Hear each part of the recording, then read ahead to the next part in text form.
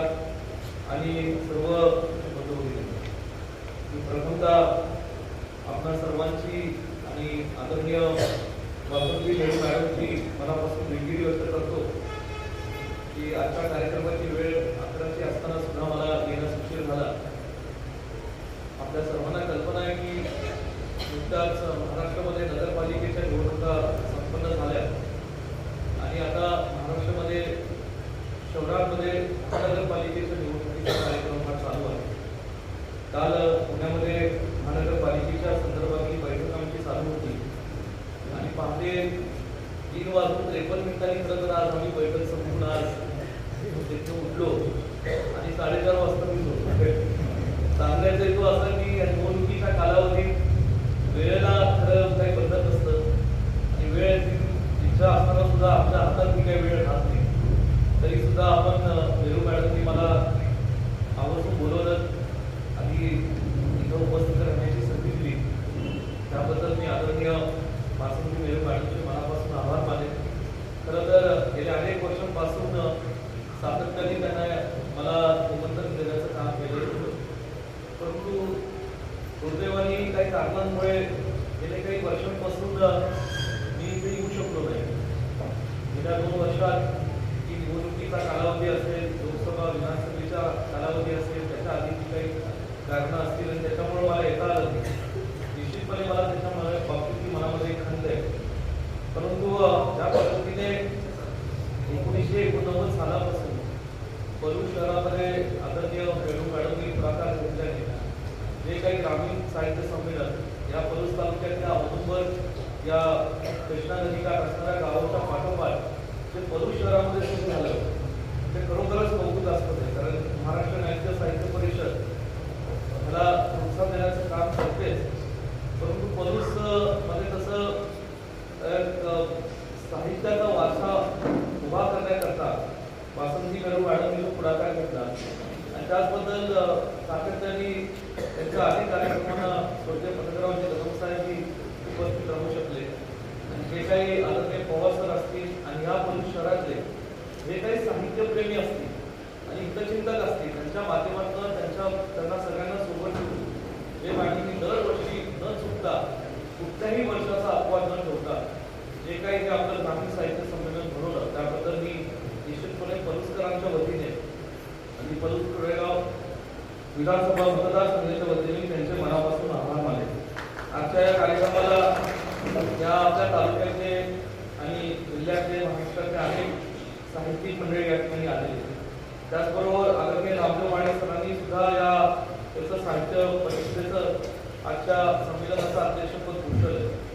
मी खरं तर जास्त बोलणार नाही कारण मला पुन्हा सांगलीमध्ये जयंतराव पाटील साहेब आणि विशाल पाटील हे दोघे गेले 1.5 तास माझी वाट पाहत आहेत आणि आम्हाला तिथलीही बैठक लवकरात लवकर संपवायची. दिवसभर या बैठक चालू असतात. पण तुम्हाला एवढं नक्की सांगायचं आहे की आदरणीय माळी सर आणि ते शिक्षण क्षेत्रातले जे विविध शिक्षक असतील, प्राध्यापक असतील, अनेक लोकांचे सत्कार सुद्धा या ठिकाणी करण्यात आले. अनेक लोकांनी मला त्यांनी लिहिलेले कादंबऱ्या असतील, पुस्तकं असतील हे सुद्धा मला भेटवस्तू. मी तुम्हाला शब्द देतो की ही निवडणूक झाल्या मी वेळ काढून ही पुस्तकं वाचेन आणि पुस्तकं वाचल्यानंतर प्रत्येक लेखकाला माझं एक मनोगत आणि पत्र व्यक्तिशः तुम्हाला भाषण करायला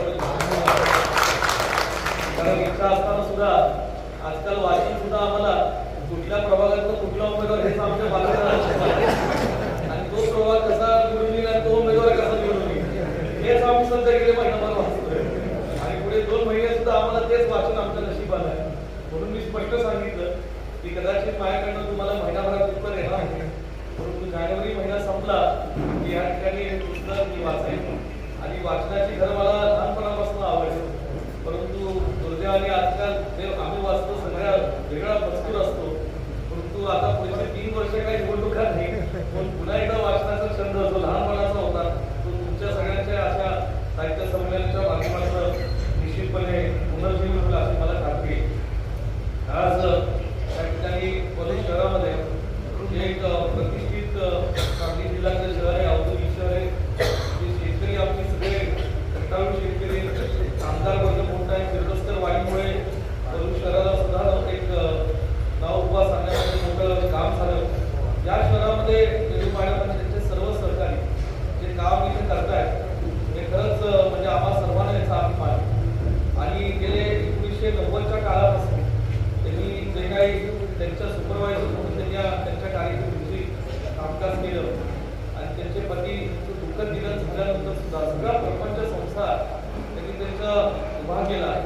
तो प्रपंच संसार उभा करत असताना सुद्धा हे जे काही साहित्याच्या बाबतीत जी आवड आहे त्याला कधी त्यांची विसर पडली नाही. आणि या बाबतीत जो काही त्यांचा जिव्हाळा हा जागृत होण्याकरता हे साहित्य संमेलन भरवलं. तुम्ही सगळी मंडळी वर्षानुवर्ष अनेक लोक त्याला चांगल्या पद्धतीने प्रतिसाद देत आहेत.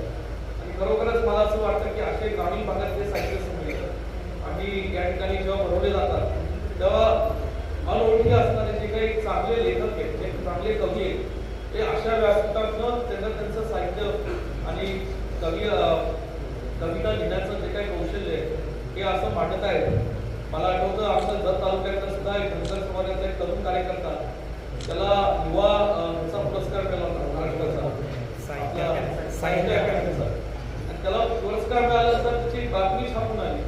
आणि अत्यंत सर्वसामान्य कुटुंबातला हा आमचा तरुण कार्यकर्ता जेव्हा त्याला मी एका भेटायला बोलवलं त्यांनी सांगितलं की काही नसताना सुद्धा त्यांनी पुस्तक लिहिलं आणि त्याला हा पुरस्कार राज्यस्तरावरचा मिळाला.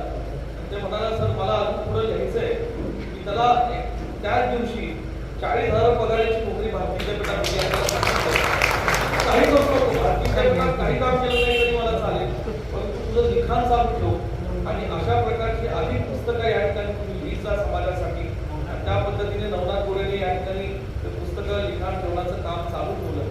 आणि म्हणून अशा व्यासपीठावरनं महाराष्ट्राच्या ग्रामीण भागातले अनेक साहित्यिक, अनेक लेखक, अनेक कवी हे आपल्याला कुठेतरी नजरेमध्ये येतात. आणि त्या अशा चांगल्या कवींना, साहित्यिकांना आपल्याला प्रोत्साहन देणं हे तुमचं आमचं नैतिक कर्तव्य आहे. कारण एखाद्या चांगल्या साहित्यकाराचं स्ट्रगल काय असतं आम्हाला माहिती आहे. दिल्लीमध्ये सुद्धा जेव्हा साहित्य संमेलन आम्ही भरवलं, भारतीय विद्यापीठाच्या माध्यमातून ज्यावेळेस साहित्य संमेलन भरवले जातात तेव्हा नव्या आणि त्या साहित्य संमेलनाला नव्या लेखकांना आम्ही प्रोत्साहन देण्याचं काम करतच असतो. आणि म्हणून खरं परवाच सप्टेंबर महिन्यामध्ये आम्ही याच्यावर एक विशेष बैठक आमच्या संस्थेमध्ये घेतली होती. तुमच्या माहितीसाठी सांगतो. आणि ज्या महाराष्ट्राच्या ग्रामीण भागातले जे काही नवे लेखक आहेत खास ह्यांच्याकरता आम्ही आपले नवं चेअर भारतीय विद्यापीठात आणि त्या चेअरच्या माध्यमातून असे आम्ही समिती गठीत करतो. कारण आता आमचे प्राध्यापक मिलिंद जोशी सर जे भारतीय विद्यापीठात गेल्या अनेक वर्षांपासून आमचे प्राध्यापक म्हणून काम करतात, ते आता महाराष्ट्र साहित्य परिषदेचे सध्या विद्यमान अध्यक्ष. आणि त्यांच्या माध्यमातून आम्ही आता एक आमदार लोकांची अशी टीम केलेली आहे की जे असे नवे लेखक असतील, जे नवे कवी असतील त्यांना प्रोत्साहन देण्याकरता एक मोठं अनुदान भारतीय विद्यापीठाच्या माध्यमातून दिलं जाईल. आणि अशा लोकांना प्रोत्साहन देण्याकरता आज या ठिकाणी महाराष्ट्रातली साहित्याची चळवळ जागृत होण्याकरता आम्ही येणाऱ्या काळात पुढाकार घेऊ. बोलण्यासारखं बरंच आहे, परंतु मी संयोजकांची आणि विशेषतः पाहुण्यांची आणि सत्कार त्यांची मनापासून दिलगिरी व्यक्त करतो. माझं मनोगत झाल्यानंतर माझी या ठिकाणी मला जाण्याची परवानगी द्यावी.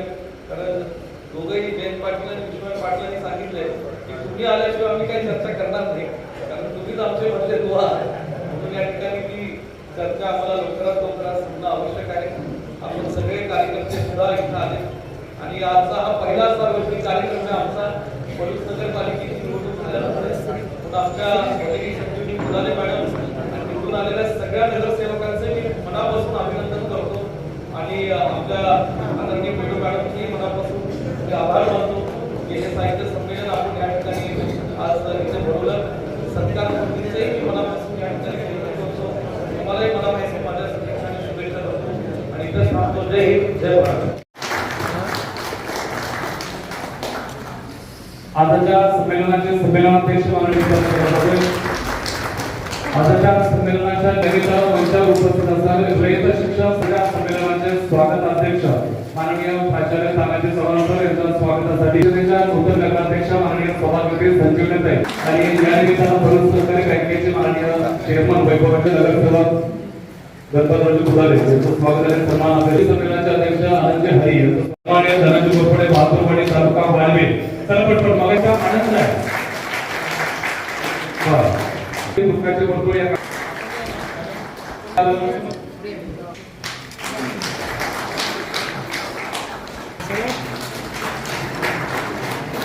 गणतंत्र आपण जिल्हा परिषद आहात असे काही आहे असे कवी रवीजी मगाशीच म्हटल्याप्रमाणे साहित्यिकांना प्रचंड फळ देतात आहे. समाज विश्वनी संमेलन अध्यक्षांना विनंती करणार आहे प्रत्येक विभागातील काही पुरस्कार त्यांना अण्णाभाऊ साठे स्मृती गौरव पुरस्कारानं सन्मान त्या संग्रह या कादंबरीला आपण संग्राम आनंद जोशी स्मृती उत्कृष्ट कादंबरी पुरस्कार विद्यापीठाच्या माध्यमातून त्यांनी केलं असं व्यक्तिमत्व परिसर परिषदेच्या नगरसेवका माननीय सभापती भाजपताई आमदार